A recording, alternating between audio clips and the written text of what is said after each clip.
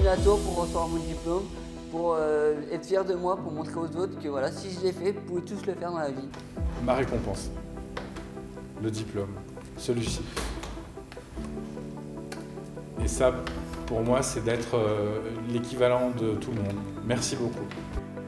Être étonné que lui puisse aussi avoir un diplôme qui correspond à ce qu'il vaut. Mais quand même, pour lui, c'est beaucoup. Aujourd'hui, je suis venue à Tours pour aller chercher mon diplôme, donc je suis fière de l'avoir eu. Je reviens pour faire ma remise des compétences, j'en suis au 3e différent et compétent. Et là, je suis avec ma fille, je suis très fier de moi et de ma fille et ma conjointe. Cette RAE m'a appris à apprendre, m'a appris à partager, à me libérer. J'ai fait le parcours différents et compétents en 2023 dans le secteur administratif. Cela m'a donné beaucoup de confiance en moi et ça m'a aidé à prendre conscience de toutes mes connaissances que j'avais acquises pendant toutes ces années. Ça m'a apporté pas mal de choses pour mon avenir, dans ma vie effective et puis dans ma vie projet.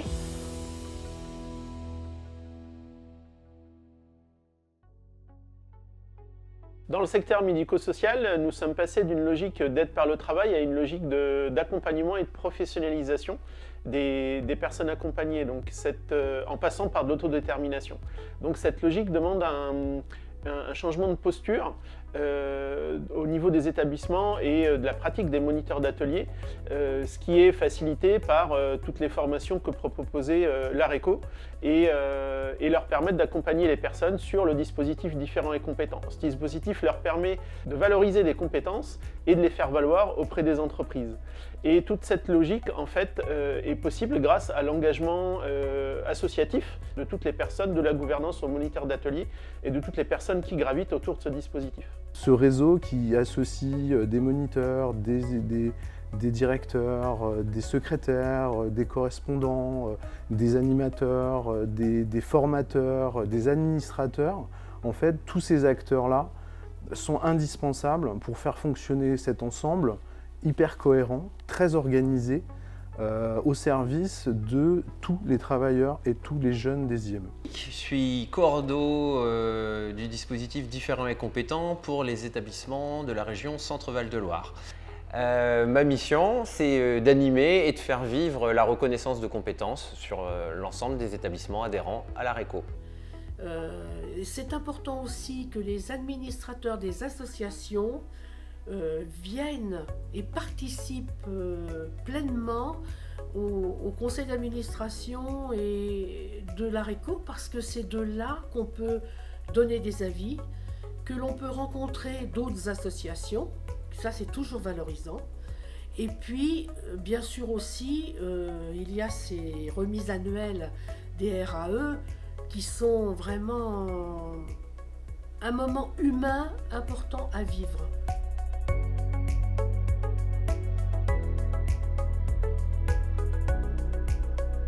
C'est de notre responsabilité d'accompagner les gens dans la validation de compétences et de leur permettre de s'inscrire dans des parcours professionnels. Effectivement, le dispositif Différents et compétents leur permet de passer d'une étape d'évaluation puis à la validation des compétences par le biais de différents référentiels métiers sur lesquels ils peuvent s'inscrire et choisir quelle activité ils vont pouvoir décrire. Ce dispositif leur permet d'avoir une certification liée à ce référentiel métier et de la faire valoir auprès des entreprises. Faire les formations de différentes compétences, ça permet justement un travail sur soi-même, une introspection, pour pouvoir justement évoluer aussi sur son travail.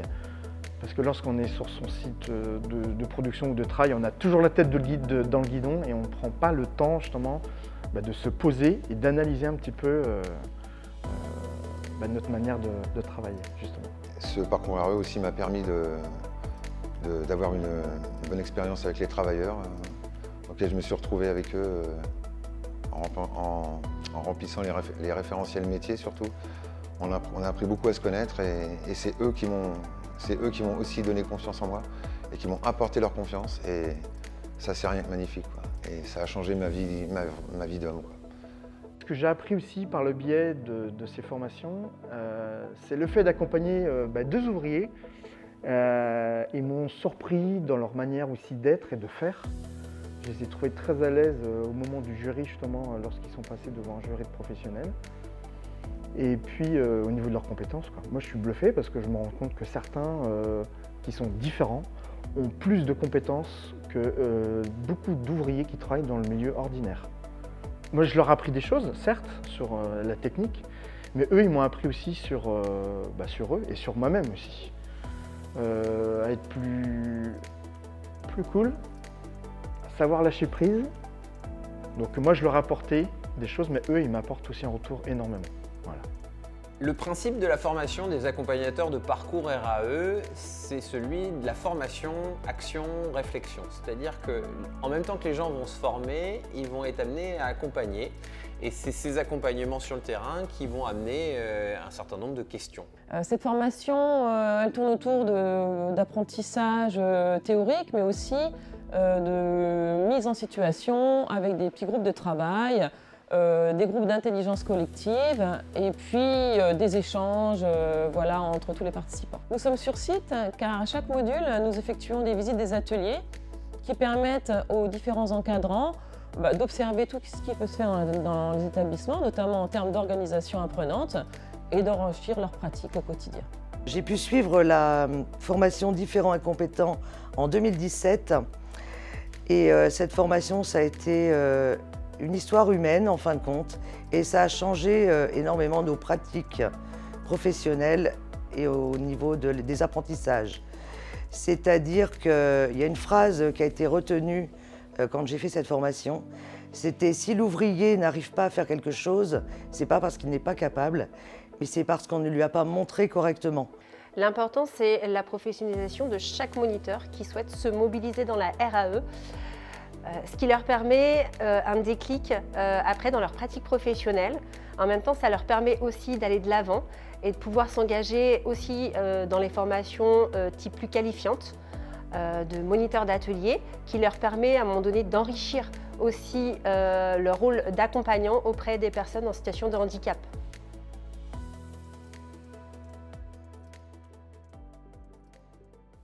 Tout cela est possible à l'ARECO car c'est un dispositif qui est porté collectivement et c'est bien pour ça que ce dispositif fonctionne bien.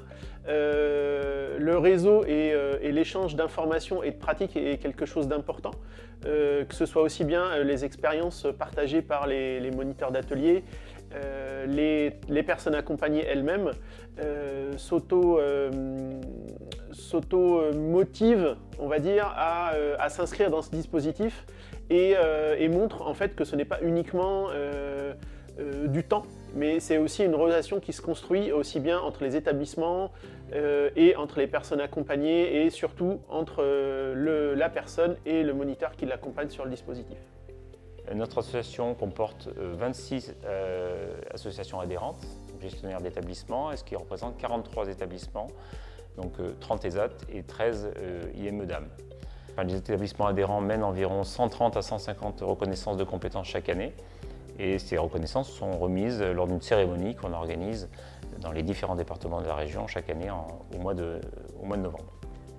Je m'appelle Juliette de Miguel, je suis éducatrice technique spécialisée en IME depuis une dizaine d'années maintenant et j'ai la chance d'être formée au dispositif Différents et compétents depuis maintenant 5 ans. J'accompagne donc 2 jeunes chaque année scolaire à ce dispositif. Ce sont des jeunes qui ont entre 17 et 18 ans et pour qui mes collègues et moi-même trouvons intéressant de proposer cet accompagnement à la RAE dans le cadre de leur projet professionnel. Et également, nous trouvons intéressant d'un point de vue personnel pour eux, pour qu'ils puissent prendre confiance en eux et valoriser leurs compétences. Ça m'a permis, moi, de voir vraiment ce que les AT attendent des jeunes qui arrivent en IME. Et de se rendre compte que la marche, comme je disais, est assez haute. Et du coup, ça permet, moi, dans mon quotidien au travail, d'essayer de mettre des choses en place pour que la marche soit moins haute. Enfin, moi, j'essaye sur l'IME de les laisser autonomes, de leur donner seulement les consignes, de les laisser travailler seuls et ensuite revenir juste vérifier, ne pas être forcément toujours derrière eux, comme j'avais tendance aussi à le faire dans mes débuts. Et du coup, ça a permis d'éclairer plein de choses. Et permettra, je l'espère, de pouvoir valoriser le jeune lorsqu'il se présentera pour un futur stage en ESAT.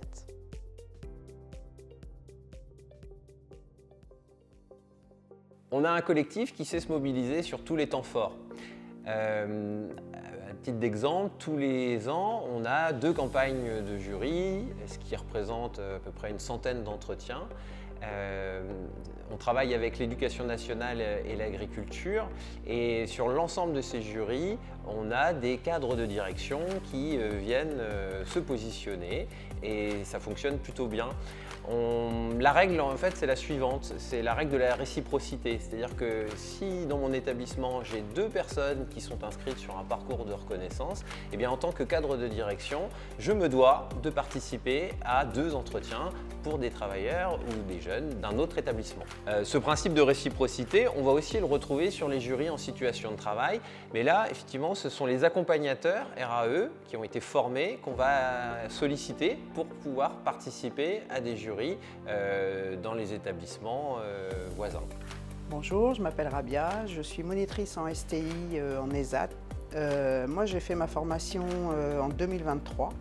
Grâce à ça, j'ai aussi découvert la partie jury, puisque Julien sur Saint-Jean-de-Bray m'a sollicité l'année dernière pour faire partie du jury en jury en situation de travail. Pour que ces reconnaissances aient une valeur dans la société, on va dire, et auprès des entreprises, les partenariats extérieurs sont essentiels et c'est là que les valideurs vont jouer un rôle essentiel, donc que ce soit l'éducation nationale, le ministère de l'Agriculture et surtout les entreprises qui font partie et qui sont partie prenante des jurys de validation, qui permettent à la fois ce lien entre les ministères et les entreprises et permettent à ces dernières de se confronter aux personnes, de se confronter à leurs compétences, à la manière dont elles expliquent les choses et le pourquoi elles le font. Et c'est là où on retrouve l'autodétermination des personnes et ça peut permettre aussi de faire évoluer la vision des entreprises auprès des personnes accompagnées en ESAT et de faire évoluer aussi leur considération du handicap. Je voudrais insister sur un point qui me paraît primordial, c'est que l'éducation nationale se doit d'accueillir tous les publics. C'est ce qu'elle fait dans les écoles, les collèges, les lycées, avec des sections qui accueillent des élèves en situation de handicap. Et donc du coup, dans la continuité, donc cette idée de formation tout au long de la vie, il est vraiment primordial du coup que ça s'adresse à tous les publics, y compris les travailleurs en ESAT. Véronique Barouet, je suis valideur pour le ministère de l'Agriculture pour l'ARECO, pour différents et compétents. Vraiment, l'autodétermination est cruciale. On la vit dans nos jurys, on voit la fierté, la réussite de ces candidats qui viennent montrer ce qu'ils savent faire, expliquer également ce qu'ils savent faire. Ça les porte, ça leur ouvre des possibles sur l'avenir et je pense que c'est important de continuer à travailler dans ce sens. Alors le rôle de la présidente d'un jury RAE, c'est tout d'abord de mettre à l'aise les candidats. Il y a une phase d'accueil qui est essentielle dans le sens où nous sommes face à des candidats qui arrivent pour la plupart extrêmement stressés, qui ont aussi un passif lourd, souvent avec l'éducation nationale, et il faut effectivement détendre l'atmosphère. J'ai aussi un rôle plus formel, on va dire, c'est-à-dire que je suis garante du bon déroulement du jury, je suis garante des étapes, je suis garante du timing du jury, on va appeler ça comme ça. Mais ce qui est le plus intéressant dans notre jury RAE, c'est cette partie de mise en perspective, c'est-à-dire à quoi va servir effectivement le fait d'être passé devant un jury. Lors du jury, c'est l'étape de mise en perspective qui est la plus importante et qui met en mouvement la personne dans son parcours professionnel. Ça lui permet de mieux comprendre son travail, de se voir confier d'autres responsabilités, de voir qu'est-ce qu'on fait après cette certification, éventuellement de pouvoir transmettre son savoir et former ses collègues. Et au bout du compte, en fait, si elle est réellement motivée par son métier, aller éventuellement vers l'extérieur et vers le monde de l'entreprise. Bonjour, Thibaut Tailly, je suis dirigeant du groupe Richard Paysage basé à Orléans. Suite à des problèmes de main-d'œuvre, nous sommes tournés vers les aides Paul Breton. On a mis en place un partenariat qui nous a permis, après une période de stage et de mise à disposition, d'intégrer en CDI deux personnes de l'ESAT, Vincent Javaudin et donc Fred aujourd'hui qui a été diplômé de son attestation sur la partie des brousaillages. Et je cherchais à obtenir une qualification. J'ai beaucoup lutté pour y arriver. Et là, j'ai beaucoup étudié pendant 4 mois. Et d'avoir cette récompense, ça m'a touché droit au cœur. Vraiment, c'est quelque chose de formidable. Et ça me permet de réussir dans la vie et je me sens très très heureux.